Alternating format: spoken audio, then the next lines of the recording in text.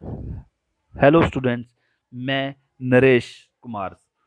आज हम चर्चा करने वाले हैं चीन और कनाडा की शासन प्रणाली के बारे में। अगर आपने अभी तक हमारे चैनल को सब्सक्राइब नहीं किया है तो जल्दी से सब्सक्राइब कर दें और हाँ, लाइक करें, कमेंट करें और बेल आइकन दबाना ना भूलें। चीन में एकात्मक शासन प्रणाली है और कनाडा में संघात्मक शासन प्रणाली है। संघात्मक शासन प्रणाली संघात्मक शासन प्रणाली में केंद्र और राज्य सरकारों के बीच शक्तियों का स्पष्ट बंटवारा होता है। अर्थात केंद्र अपनी स्पष्ट शक्तियों के साथ शासन करती है और जो उसकी इकाई राज्य होता है उसकी भी अपनी स्पष्ट शक्तियां होती हैं जो कि संविधान में उल्लिखित होती हैं। उनके साथ वो शासन करता है और दोनों ही सरकारें, केंद्र सरकार और राज्य सरकार, अपने अपने क्षेत्र में स्वतंत्र होकर कार्य करती हैं। संघात्मक शासन प्रणाली की विशेषताएं। संघात्मक शासन प्रणाली की विशेषताएं निम्नलिखित होती हैं। नंबर एक, शक्तियों का बंटवारा। इस प्रणाली में शक्तियों का बंटवारा केंद्र और राज्य के बीच में स्पष्ट रूप से किया जाता है। नंबर दो, संविधान की सर्वोच्चता। संघात्मक शासन प्रणाली की दूसरी प्रमुख विशेषता यह होती है कि इसमें संविधान सर्वोच्च होता है। सभी शक्तियां संविधान के द्वारा ही प्रदान की जाती हैं और संविधान की सर्वोच्चता सर्वप्रमुख होती है। नंबर तीन, लिखित संविधान। जैसे हमने अभी बताया कि संघात्मक शासन प्रणाली में शक्तियों का बंटवारा होता है, तो शक्तियों के बंटवारे के लिए लिखित संविधान की आवश्यकता होती है। तो इसकी तीसरी महत्वपूर्ण विशेषता यह है कि इसमें संविधान लिखित होता है।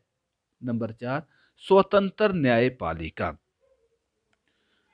संघात्मक शासन प्रणाली में स्वतंत्र न्यायपालिका होती है क्योंकि यदि केंद्र और राज्यों के बीच विवाद के लिए एक ऐसा अभिकरण होना आवश्यक होता है जो कि इन दोनों में से किसी के भी प्रभाव में रहकर कार्य ना कर सके और दोनों ही उस के निर्णय से सहमत हों, उसके लिए बाध्य हों। तो इसके लिए संघात्मक शासन प्रणाली में जो न्यायपालिका होती है उसे स्वतंत्र रखा जाता है।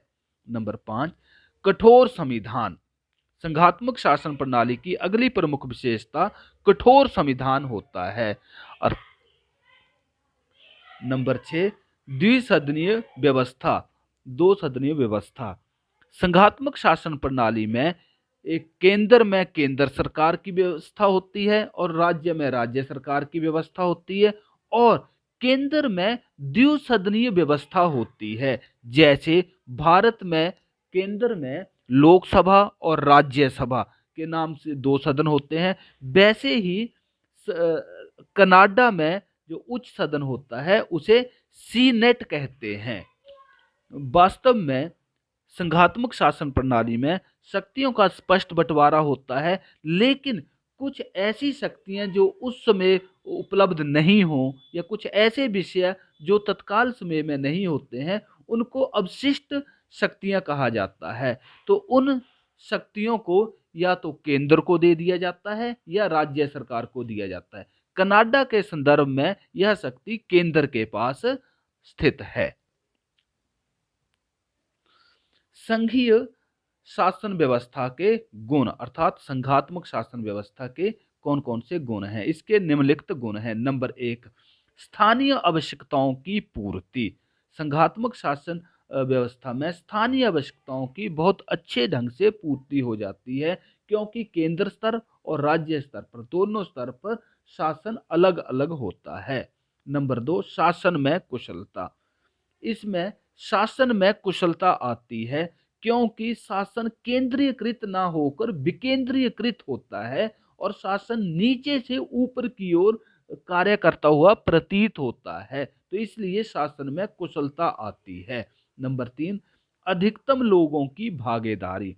संघात्मक शासन प्रणाली में अधिकतम लोगों की भागीदारी होती है, क्योंकि इसमें द्वैध शासन प्रणाली होती है, द्विसदनीय शासन प्रणाली होती है। नंबर 4, लोकतांत्रिक मूल्यों की प्राप्ति। संघीय शासन प्रणाली में लोकतांत्रिक मूल्यों की प्राप्ति होती है, क्योंकि इसमें जनता अधिक से अधिक रूप से शासन कार्यों में भाग ले सकती है। नंबर 5, प्रशासनिक कुशलता। संघात्मक शासन प्रणाली में प्रशासनिक कुशलता को बढ़ावा मिलता है। नंबर 6, शासन निरंकुश नहीं हो पाता है, अर्थात शासन जो है तानाशाही प्रवृत्ति का रूप नहीं ले पाता है, और इसमें सरकार जो है वो संविधान में निहित या उसकी जो शक्तियों से बाहर कोई भी कार्य नहीं कर सकती है, इसलिए शासन जो है वो निरंकुश नहीं हो पाता है। नंबर 7, सभी आकार के देशों के लिए उपयुक्त।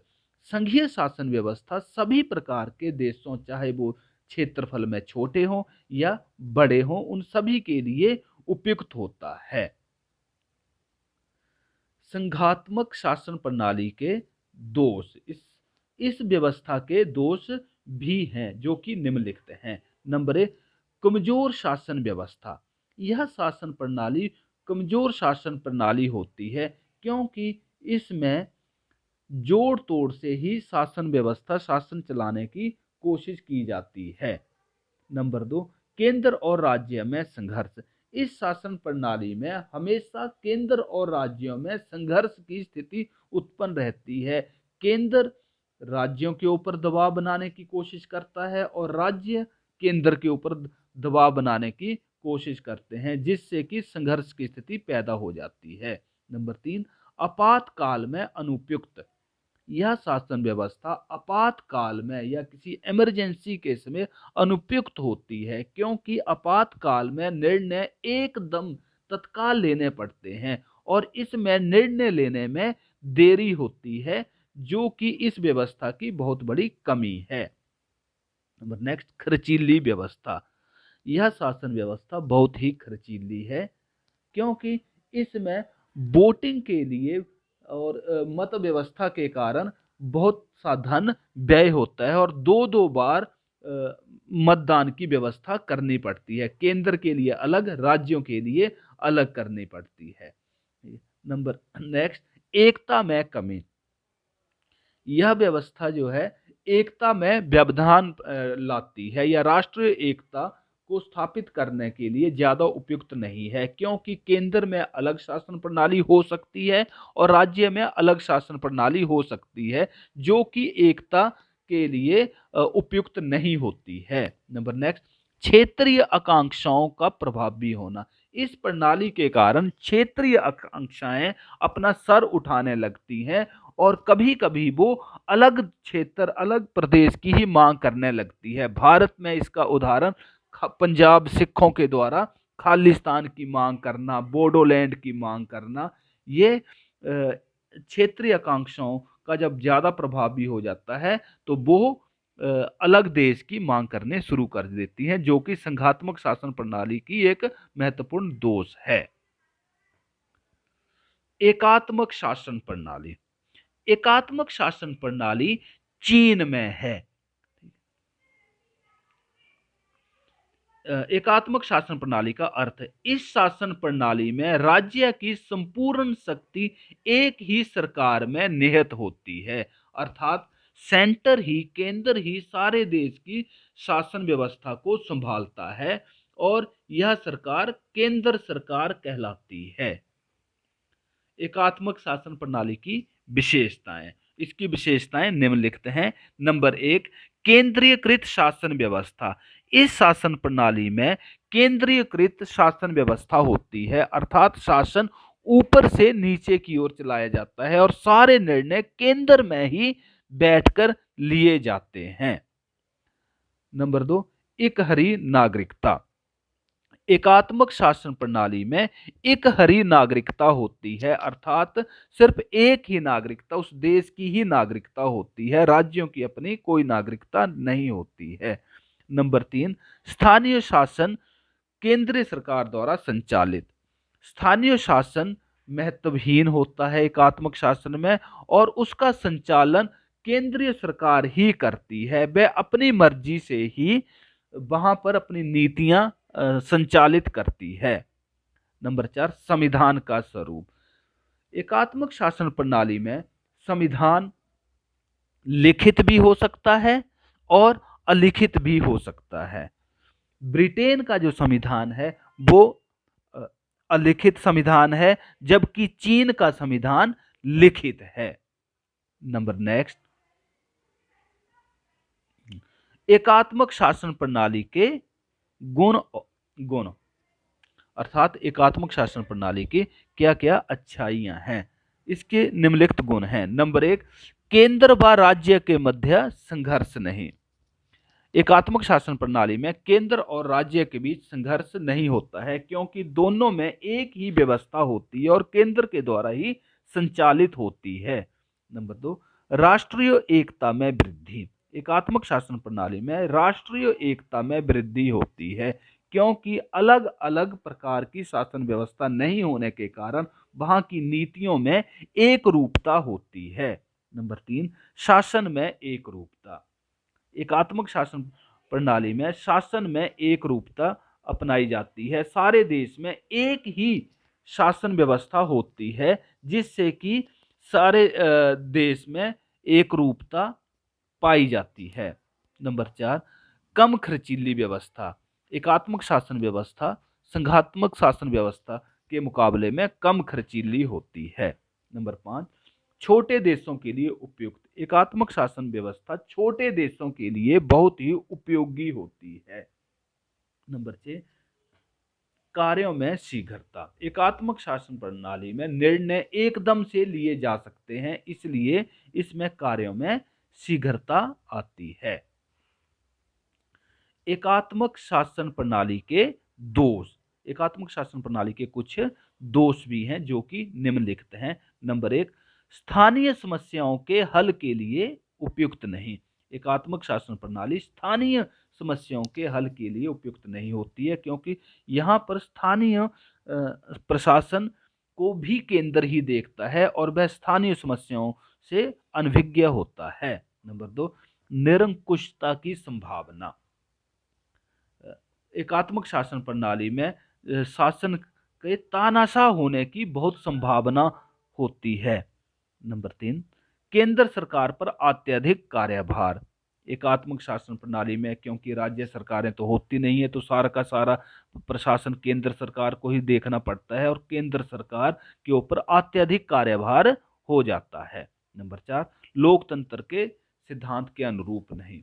एकात्मक शासन प्रणाली लोकतांत्रिक सिद्धांत जनता का जनता के लिए जनता के द्वारा शासन के अनुरूप नहीं होता है, क्योंकि इसमें शासन अधिकतम लोगों तक नहीं पहुंच पाता है।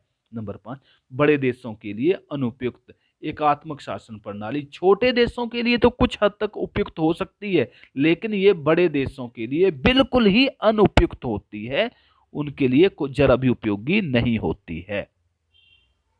अब हम करने वाले हैं संघात्मक और एकात्मक शासन प्रणाली में अंतर, अर्थात इन दोनों शासन प्रणालियों में क्या क्या अंतर है। इसका अंतर निम्नलिखित है।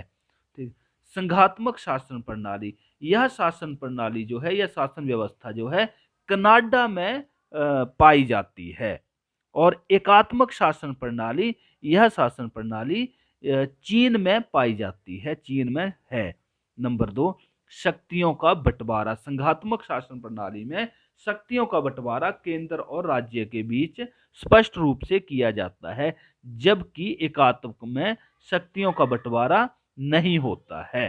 नंबर 3, संविधान की सर्वोच्चता। संघात्मक में संविधान की सर्वोच्चता होती है, संविधान जो एक उसमें शक्तियों का जो बंटवारा होता है उसी के अंतर्गत होता है, जबकि एकात्मक में सरकार की सर्वोच्चता होती है। सरकार जब बहुमत में होती है तो वो संविधान को आसानी से परिवर्तित कर कर उसकी सर्वोच्चता को नष्ट कर देती है।